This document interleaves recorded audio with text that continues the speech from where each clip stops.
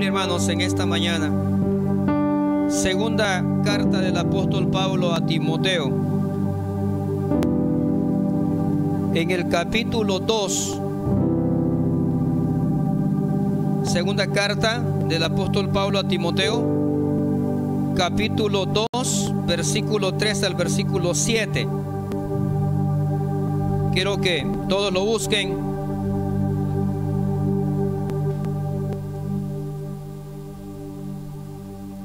Segunda de Timoteo, capítulo 2, versículo 3 al versículo 7. Cuando lo tengan, dicen un amén. Que se escuche hasta el cielo. Amén. Dice la palabra del Señor. Segunda de Timoteo, capítulo 2, versículo 3. Tú, pues, sufre penalidades como buen soldado de Jesucristo. Ninguno que milita se enreda en los negocios de la vida a fin de agradar a aquel que lo tomó por soldado. Y también el que lucha como atleta no es coronado, sino lucha legítimamente. El labrador, para participar de los frutos, ¿qué debe hacer, iglesia? Debe trabajar primero. Y todavía Pablo le dice a Timoteo en el 7: considera lo que te digo, y el Señor te dé entendimiento en todo. Pueden sentarse. Hace 15 días hablamos acerca de la fidelidad en la transmisión de la enseñanza bíblica. ¿Se acuerdan de ello? Hablamos acerca del primer versículo y el segundo versículo de este mismo capítulo. Y hablamos acerca del encargo que Pablo había hecho a Timoteo. Hijo mío, esfuérzate en la gracia que es en Cristo Jesús. Lo que has oído de mí ante muchos testigos, decía Pablo, esto encarga a hombres que sean fieles, pero también que sean idóneos para enseñar también a otros. Esta mañana yo quiero hablar acerca de el precio que se tiene que pagar para transmitir la enseñanza bíblica. Pablo estaba a punto de ser sacrificado. Su ministerio estaba llegando al clímax, a su culminación. Estaba preocupado por dejar a un sucesor. No fue Silas, amén. No fue Apolos, no fue Gayo, ¿se acuerdan de Gayo, verdad? No fue Epafrodito.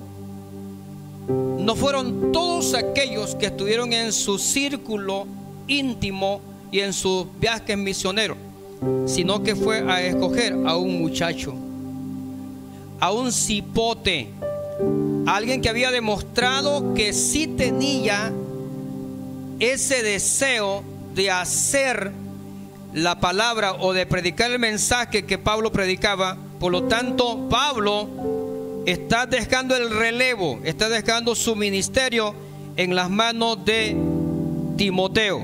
Quiero en esta mañana, hermano, que me presten mucha atención, que todos como iglesia local estemos dispuestos a pagar el precio, porque el problema es que muchas veces no queremos pagar el precio para transmitir el mensaje de la palabra. Los hipotes han estado acá, decía Ángel, desde el viernes a las 2 de la tarde entraron, han estado orando, han estado recibiendo enseñanzas, y ayer yo estaba dándoles una enseñanza a ellos y les decía: todo lo que queremos alcanzar en la vida tenemos que pagar un precio. ¿Cuál es el problema de la gente? El problema de la gente es que está acostumbrado a recibir todo sin pagar nada. La gente quiere alcanzar sus ideales, pero no pasar por un proceso. La gente quiere estar enfrente de una congregación, pero sin antes pasar, hermanos, por lugares donde de verdad asustan, donde venimos de pasar cosas tremendas que muchas veces no las contamos. Entonces Pablo dice que el costo que se debe pagar por transmitir la enseñanza bíblica a las futuras generaciones es aceptar el sufrimiento por causa del evangelio. Oigan eso. Pablo dice a Timoteo: si estás dispuesto a predicar y ser el relevo que yo voy a dejar, debes estar dispuesto también a sufrir. Hermano, el mensaje de la Biblia no simplemente es que vamos a gozar. Hay gente que cuando llega el sufrimiento como que tiende a pensar, y entonces si esta es la vida cristiana, entonces yo me voy a ir. Gente piensa que servir al Señor todo es color de rosa, todo es bonito, todo es felicidad, todo es bendición. Pero realmente no es cierto. Pablo dice a Timoteo: si estás dispuesto a ser mi relevo, debes estar dispuesto también entonces a aceptar en medio de ese paquete el sufrimiento. Amén. En medio del paquete viene también el sufrimiento. Si lo pensamos bien, esto no era algo nuevo. El servicio fiel al Señor siempre ha sido costoso. Siempre. La Biblia está llena de ejemplos. Yo quiero que vaya a Hebreos capítulo 11. Los santos del Antiguo Testamento son un claro ejemplo de que servir al Señor no es nada sencillo y se debe pagar un costo. Dice la Biblia, Hebreos 11, versículos 36 al 39. Otro, dice el escritor hebreo, experimentaron vituperios. ¿Qué más? Azotes. Y además de esto, prisiones y cárceles. Fueron apedreados, aserrados como Isaías, puestos a prueba, muertos a filo de espada. Anduvieron de acá para allá, cubiertos de pieles de ovejas y de cabras, pobres, angustiados, maltratados, de los cuales el mundo no era digno, errando por los desiertos, dice, ¿verdad? Por los montes, por las cuevas, por las cavernas de la tierra. Y todos estos, aunque alcanzaron buen testimonio mediante la fe, no recibieron lo prometido. Servir al Señor se debe pagar un costo. Transmitir el mensaje fiel de la palabra, debemos estar dispuestos a pagar un costo. A través de toda la historia de la iglesia, el costo del discipulado ha seguido siendo alto. Millones de personas sufrieron por causa de Cristo en las arenas. Ustedes conocen la historia de la iglesia primitiva. Las 10 persecuciones que se levantaron. El más terrible de los malos fue Nerón. Ese Nerón hizo cosas tremendas con los creyentes, hermano. Dice que Roma se incendió y Nerón dijo: los evangélicos fueron que le pusieron fuego a la ciudad. Los acusó de que los evangélicos habían sido de ponerle fuego a Roma, y mandó a traer a los evangélicos. Y dice la historia que Nerón en su casa, escuchen esto, en su palacio, las antorchas que tenía Nerón en su palacio, los focos que hoy tienen los hermanos, o los que tienen casa, hermanos, eran creyentes. Les tiraba gasolina y les encendía fuego. Y las antorchas de la casa de Nerón eran evangélicos que estaban encendidos quemándose ahí. ¿Habían leído eso? Y si no, vayan a la historia de la iglesia primitiva. Entonces, el servir al Señor, hermano, no es fácil, no es sencillo, no es todo color de rosa, dije ya. Por lo tanto, Pablo le dice a Timoteo: Timoteo, si de verdad estás dispuesto a ser mi relevo, también debes estar dispuesto a sufrir. ¿Cuántos están dispuestos a sufrir, hermanos? ¿Cuántos están dispuestos a sufrir? Pero cuando llegue el sufrimiento, lo que muchos hacemos es darnos la guinda en buen salvadoreño, ¿verdad? Es darnos la huida. No, las cosas están feas, me voy a ir mejor. ¿Y para dónde se va a ir? A cualquiera iglesia que vaya, allá también hay sufrimientos, hermano. Pablo decía, hermano, no solamente nosotros estamos pasando este fuego de prueba. Hay tantos hermanos en el mundo entero que están pasando cosas aún peores que las que nosotros estamos pasando. Entonces Pablo le dice a Timoteo que él debe estar dispuesto a sufrir por la causa de Cristo, y pone ejemplos, y el primer ejemplo que pone es un buen soldado de Jesucristo. Vaya al versículo 3. Tú pues, hijo mío, si queremos nosotros aumentarle, sufre penalidades como buen soldado de Jesucristo. Pablo vuelve a describir al cristiano como un soldado. En otras ocasiones ya lo había hecho. Vaya a 1 Corintios capítulo 9 y versículo 7. Él utiliza la metáfora de un militar. Dice 1 Corintios 9:7, ¿quién fue jamás soldado a sus propias expensas? ¿Quién planta una viña y no come de su fruto? ¿O quién apacienta el rebaño y no toma la leche del rebaño? Filipenses capítulo 2 versículo 25, mas tuve por necesario enviarlos a Epafrodito, mi hermano y colaborador y compañero de milicia, vuestro mensajero y ministrador de mis necesidades. Pablo no es la primera vez que está utilizando la metáfora de un soldado, de una guerra, de una milicia. Después de sus años de encarcelamiento en Roma, escuchen esto, Pablo está preso en este momento. Él está encarcelado en Roma, pero después de tantos años de estar en las cárceles, él había tenido ocasión de observar a los soldados que llegaban a custodiarlo, que llegaban a darle comida, y aprendió lecciones de ellos. Pablo era un personaje fijado, siendo que llegó a la cárcel, y mientras llega a la cárcel los soldados romanos llegaban, y cada vez que un soldado romano llegaba, Pablo empezaba a sacar lecciones espirituales de la personalidad de ese soldado. Estaba atento a lo que hacían. Por lo tanto, Pablo veía la vida cristiana como una lucha espiritual para que nosotros estuviésemos preparados.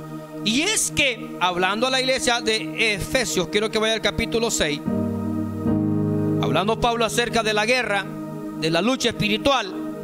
De hecho, no es una lucha física, no es una lucha con armas, no es una lucha con pistola, no es una lucha con machete. No, Pablo está viendo una lucha espiritual, y dice Efesios 6:10: por lo demás, hermanos míos, fortaleceos en el Señor y en el poder de su fuerza, vestidos de toda la armadura de Dios, para que podáis estar firmes. ¿Contra quién?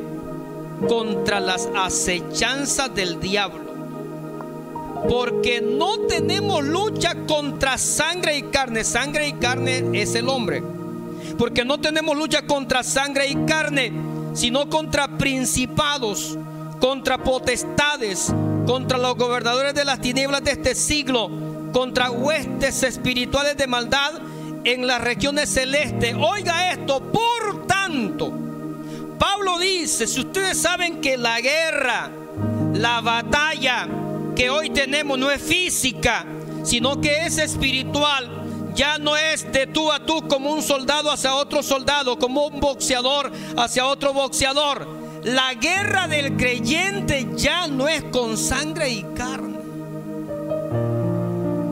O sea, Pablo está diciendo, la guerra no es contra su hermano, la guerra no es contra su familiar, la guerra no es con su esposo, la guerra no es con su esposa, la guerra no es con los hermanos de la iglesia. A veces hemos mal entendido, hermano, y a veces entre nosotros mismos peleamos, pero es que la guerra que la Biblia dice que tiene el creyente no es contra sangre y carne. Por tanto, ¿están conmigo? Tomad toda la armadura de Dios para que podáis resistir en el día malo, y habiendo acabado todo, estar firme. Oiga, y él empieza a hablar de la armadura.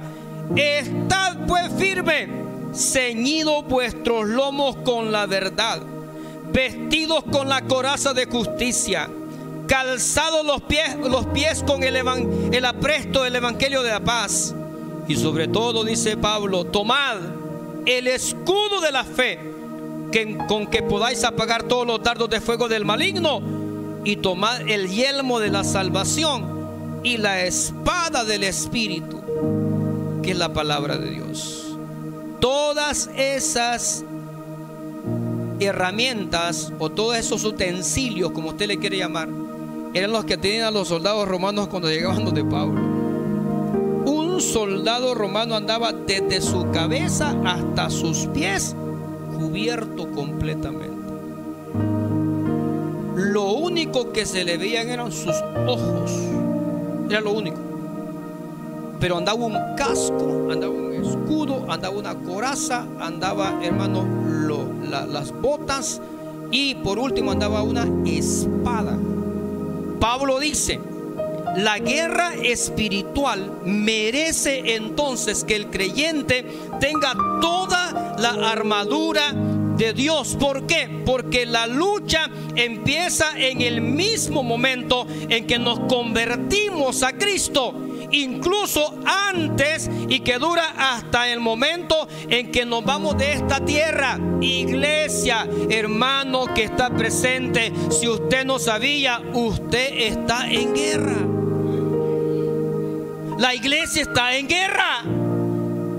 ¿Y acaso el ejército que está en guerra está tranquilo, está quieto, no hace nada? ¿Cómo está el ejército que está en guerra? ¿Cómo está el cuartel que está en guerra? Está en movimiento, está preparándose, está buscando armas. Entonces el creyente debe darse cuenta que a diario está librando una batalla. La pregunta es: ¿cómo tienes la armadura para presentarte ante un espíritu? Porque los espíritus no se ven. Amén. En otro tiempo me cuentan que hay creyentes que andaban pistolas en medio de la Biblia. Amén. A que me salga un espíritu y usted piensa que le va a pegar a un espíritu un balazo con machetes. Es que las armas de nuestra milicia no son carnales, sino poderosas en Dios. ¿Para qué? Para la destrucción de fortalezas. Esa lucha, dije ya, se inicia en el momento en que nosotros le aceptamos. No se trata de una guerra física, como algunos equivocadamente entendieron en el pasado, sino que es una guerra espiritual, donde las armas que debemos utilizar y las fortalezas que tenemos para derribar no son materiales. Vayamos a la Biblia. Segunda de Corintios capítulo 10, versículo 3 al 5.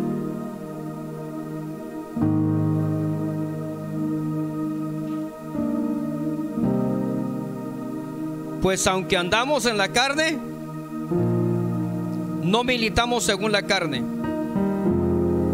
porque las armas de nuestra milicia no son machetes, no son garrotes, no son pistolas, no son carnales, sino poderosas en Dios para la destrucción de fortalezas, derribando argumentos y toda altivez que se levanta contra el conocimiento de Dios, y llevando cautivo todo pensamiento a la obediencia a Cristo.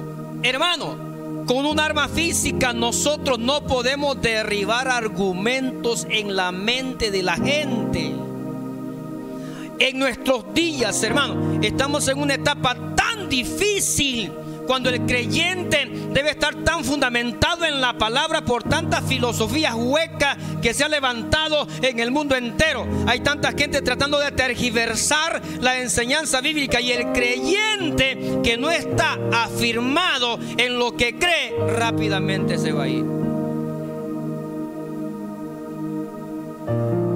Entonces Pablo empieza a enfatizar que el cristiano tiene que estar dispuesto a participar de las dificultades que comparte el evangelio. Sufre le dice a Timoteo: sufre penalidades como buen soldado de Jesucristo. Es que hay soldados buenos y hay soldados malos.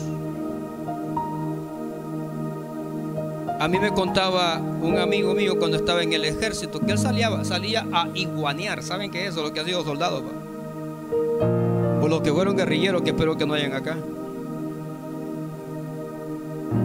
Escondían el fusil en tiempo de guerra.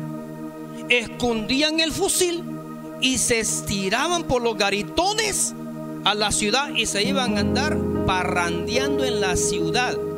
Y estaban en guerra. Ese es un mal soldado. El que esté en el garitón no tiene que dormirse. Si se duerme el que está en guardia, todo el cuartel está en peligro. Si el pastor se duerme, están en peligro ustedes también. Pero ustedes deben estar alertas a la señal, porque nomás se tocaba la trompeta y el pueblo, hermano, el ejército empezaba a agarrar armas y empezaba a estar pendiente. Pero muchas veces aquí se toca trompeta y nadie hace nada.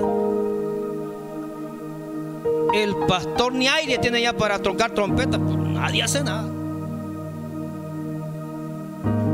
Amén. Cualquier soldado sabe que su oficio implica inevitablemente vivir sin comodidades y estar dispuesto a entrar en un combate en cualquier momento.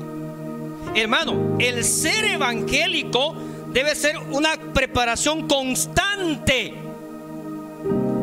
Hay gente que ha dicho: aquí no se ayuna, el pastor no invita a ayunar. No, hermano, es que el ayunar es personal. Usted debe tener sus ayunos personales. Si el pastor le llama, bueno, la Biblia dice que cuando alguien va a ayunar, que ni siquiera le diga a su hermano que está ayunando. Eso dice la Biblia. Cuando vayas a ayunar, ni siquiera vayas a tocar trompeta que estás ayunando. Simplemente lávate la cara para que nadie te note que estás ayunando. Pero hay tanta gente diciendo: no, es que aquí no se ayuna, hermano. Pero es que la necesidad es personal. O sea que si en todo el año el pastor no les invita a ayunar, usted no siente necesidad de ayunar. Amén. El creyente debe estar preparado para el combate en cualquier momento. No que van ustedes a orar a una casa de un hermano o un amigo y de repente se manifiesta un mal espíritu. Hay que andar preparado, hermano. Hay que andar listo. No le vamos a decir: espérate, demonio, 3 días de ayuno y regreso. ¿Por cuál 3 días de ayuno? Listo, reprenderlo en el nombre del Señor. Pero si no andamos preparados, hermano, si no andamos las armas espirituales, si andamos desarmados, ¿qué podemos hacer? Nos va a pasar como los hijos de Seba. ¿Se acuerdan quiénes son esos, verdad? Te reprendemos en el Dios que predica Pablo. Y el demonio le dije: yo conozco quién es Pablo, sé quién es Jesucristo, pero ustedes quiénes son. Y los agarró y los mandó desnudos, pelados, los mandó el demonio. No estaban listos, no estaban preparados. Por eso es que cuando decimos evangelizar, no toda la gente quiere ir a evangelizar. Amén.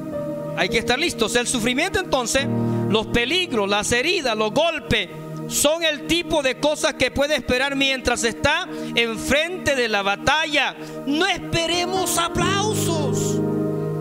No esperemos que nos griten. No. En el ejército, en la milicia de nosotros, lo primero que tenemos que esperar es el sufrimiento, los peligros, las heridas, los golpes. Es todo lo que vamos a esperar en esta batalla que tenemos. Y del mismo modo, el cristiano se encuentra inmerso en un conflicto espiritual por causa de su fe.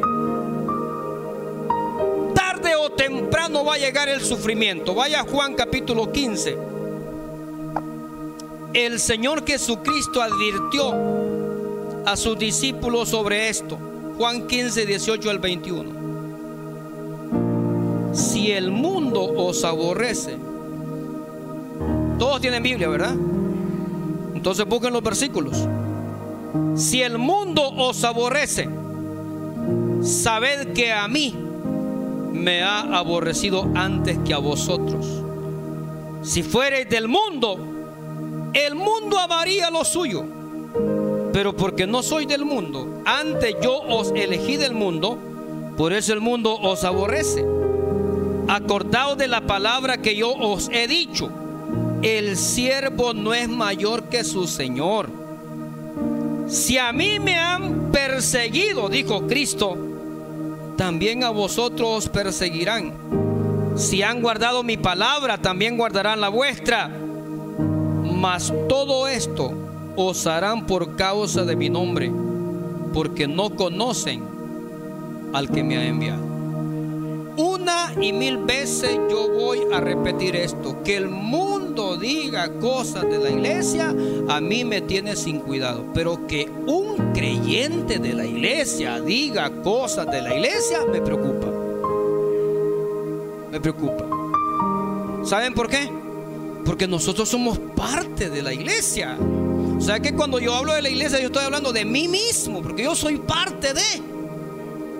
Yo soy el cuerpo de Cristo. O sea, la gente desde afuera puede decir lo que quiera decir, porque ellos no comprenden, ellos no entienden, ellos no conocen la dimensión del Espíritu. Ellos pueden decir cualquier cosa y a mí me tiene sin cuidado. Pero que alguien de nosotros, conociendo la Biblia, conociendo el Evangelio, siendo creyentes desde años, hermano, empecemos nosotros a tratar la manera de decir algo en contra del cuerpo de Cristo, ahí tenemos problemas. Pablo añade también que otra característica de un buen soldado es su deseo de agradar ¿a quién? A sus superiores, y por esta razón no se enreda en las cosas de la vida. Vaya al versículo: ninguno que milita, ninguno que es soldado, ninguno que es parte del ejército de Cristo se enreda en los negocios de la vida a fin de agradar a aquel que lo tomó por soldado. Cristo es el capitán de nuestra salvación. Escuchen esto: nos ha dado a nosotros, Él nos reclutó. Cristo nos reclutó, y nuestro deseo debe ser agradarle al que nos reclutó, a Él. Que hay soldados malos en un ejército, hermano, hay buenos y malos. Pero no porque hay soldados malos yo voy a pasarme y no serle leal al que me llamó.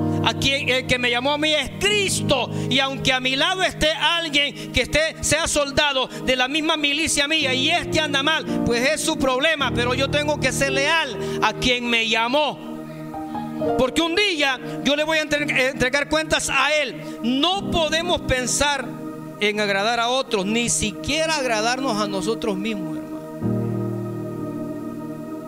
Nuestro anhelo más grande debe ser tener la aprobación del Señor en aquellas cosas que hacemos.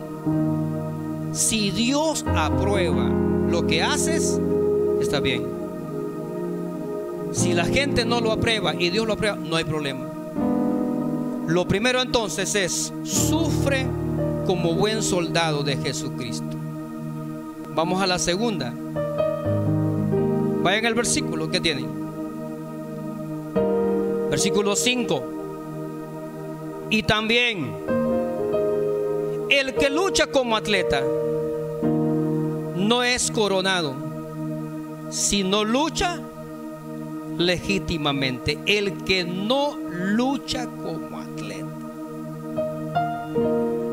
La siguiente metáfora que usa Pablo proviene de las bien conocidas competiciones atléticas de los juegos griegos.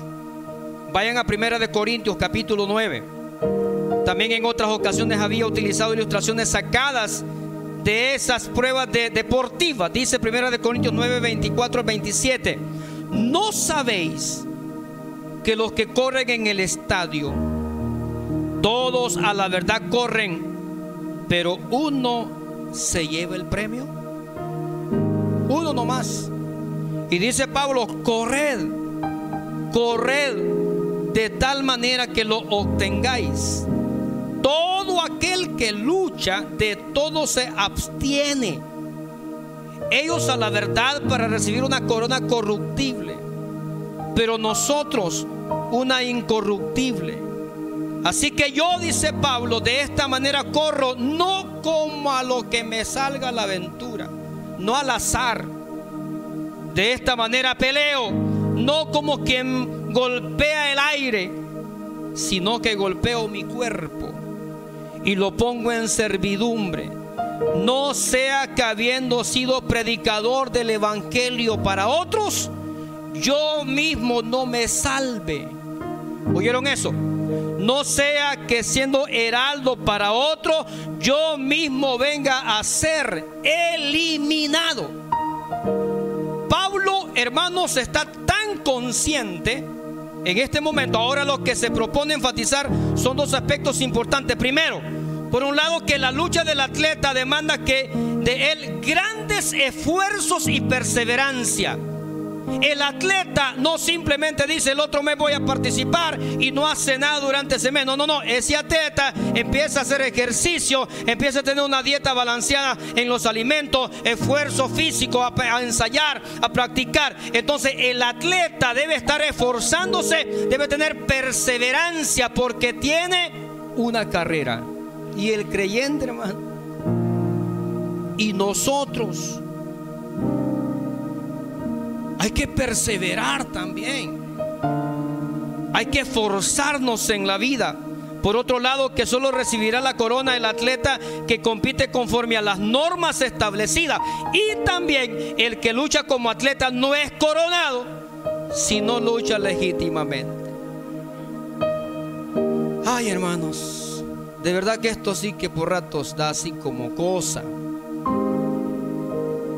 Es que a veces no luchamos como tenemos que luchar, porque en vez de fijarnos en nosotros, nos fijamos en nosotros que van compitiendo.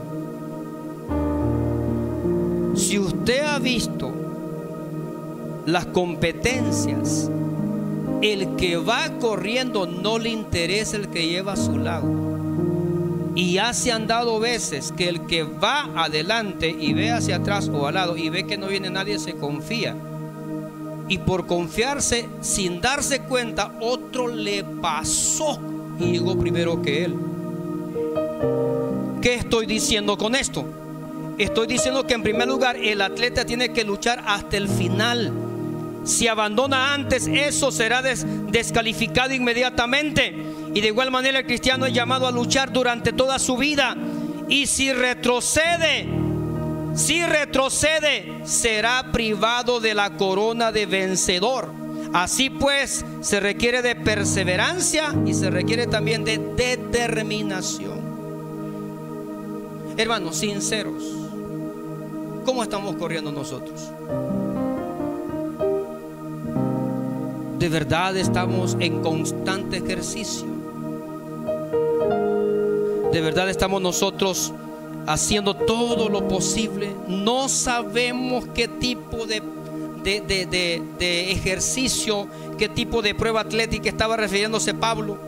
Posiblemente serían luchadores que peleaban fatigosamente para vencer al adversario de tú a tú. O quizá posiblemente estaría hablando acerca de aquellas carreras, incluso en una carrera de obstáculo, una carrera de relevo. Pero más adelante Pablo dice, 2 Timoteo 4:7, he peleado la buena batalla de la fe y he acabado la carrera.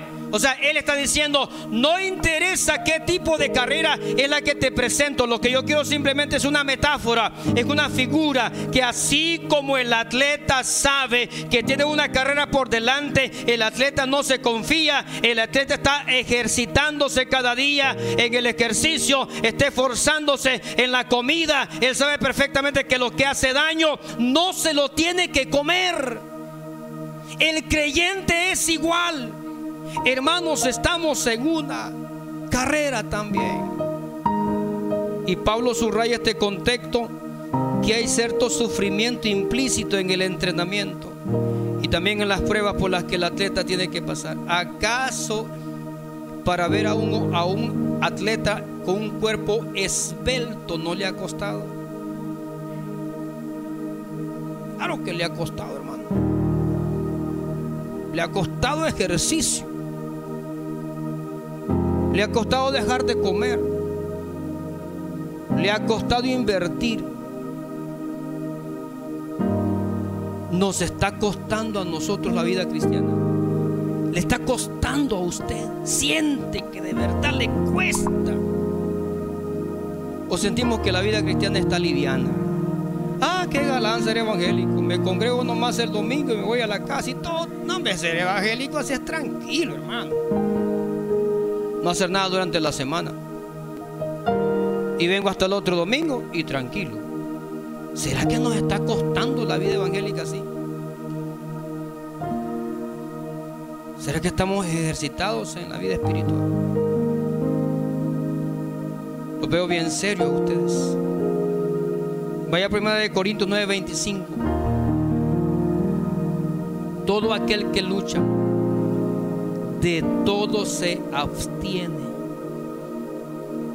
Y si ellos, dice Pablo, y si ellos lo hacen para recibir una corona que se les va a podrir,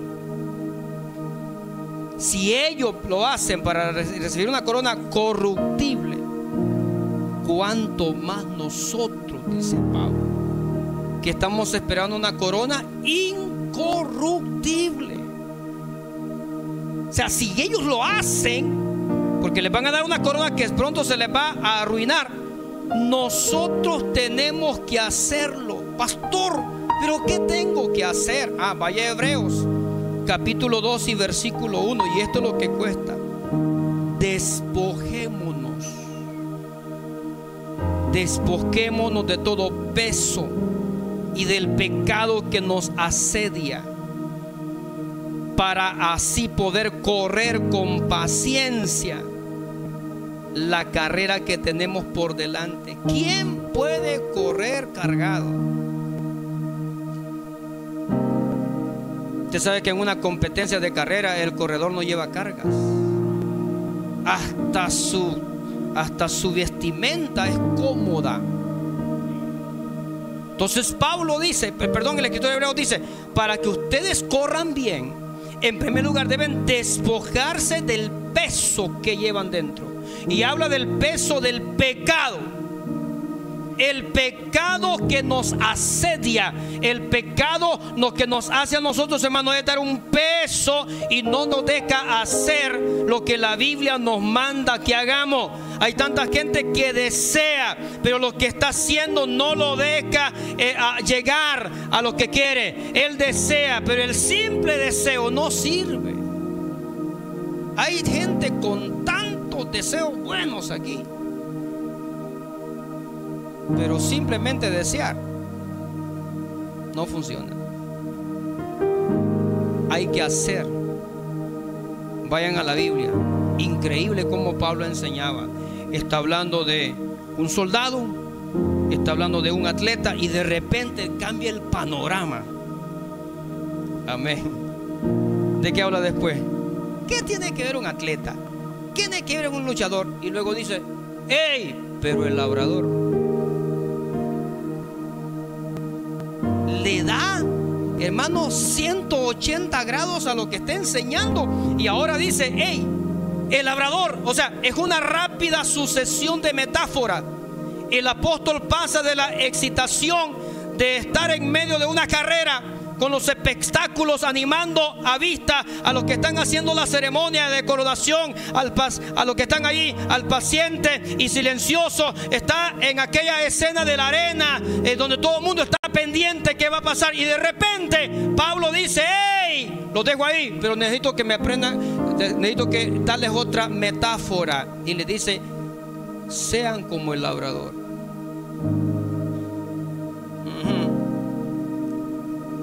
Hay que decir que en este sentido la vida de la mayoría de los cristianos es semejante más a la de un labrador que la de un atleta. Es verdad que siempre existen ocasiones especiales en la vida de cada cristiano en las que llegamos a ver cosas que nos producen una satisfacción especial, pero por lo general vivimos de una manera muy rutinaria que puede tener muy poco atractivo. Es que hay gente que está viviendo la vida cristiana como una rutina. Y cuando vivimos algo rutinario no es atractivo. Nos aburrimos después. Es que ya no quiero ir a la iglesia. Es que me aburro ahí. Es que la verdad es que no siento el deseo.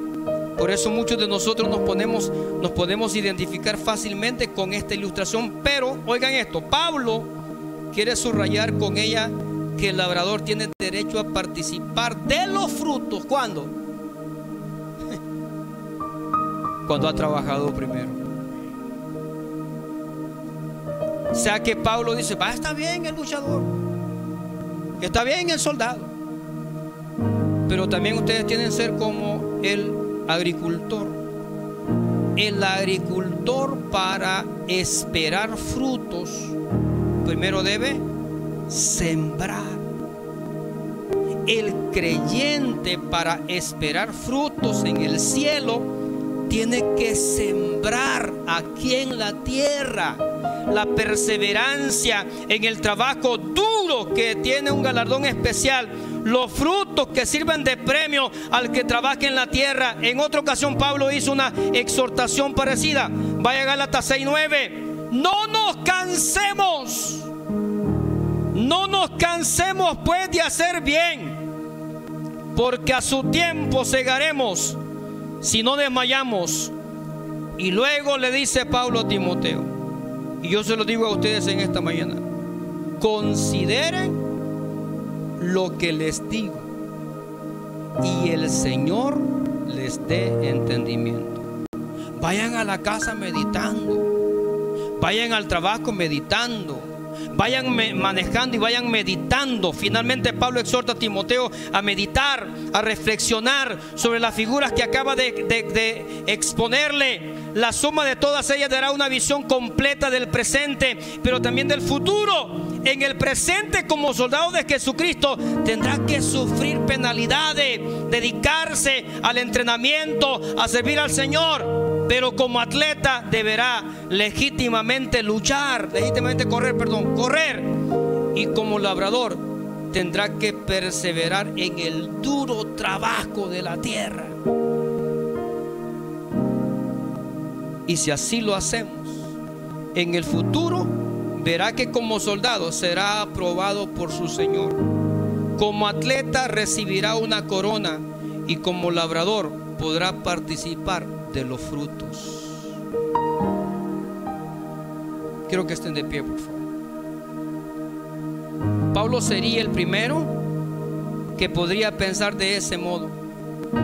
Oigan esto, al fin y al cabo había pasado toda una vida completamente entregada al Evangelio, trabajando, sufriendo, para finalmente acabar ¿dónde? En una cárcel romana. ¿Cree usted que no era la primera persona para desesperarse? Él tendría que ser el primero en estar desesperado, en estar renegando, pero no lo hace. Él está en la cárcel y está activa su mente.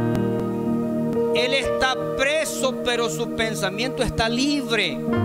Él desde allá está visualizando lo que la iglesia estaba viviendo y empieza a escribir. Además, cuando miraba hacia el futuro, veía un panorama realmente negro, Pablo, en el que se avecinaban tiempos peligrosos, en los que la gente no quería escuchar la sana doctrina, sino que van a preferir fábulas. Y esos son los tiempos, hermanos, que estamos viviendo. Habrá gente que de aquí va a salir enojado hoy por el mensaje, porque hubiese querido escuchar un mensaje motivacional, 5 pasos para el éxito, cómo alcanzar la vida fructífera. No, hermano, tenemos que aplicarnos a la palabra.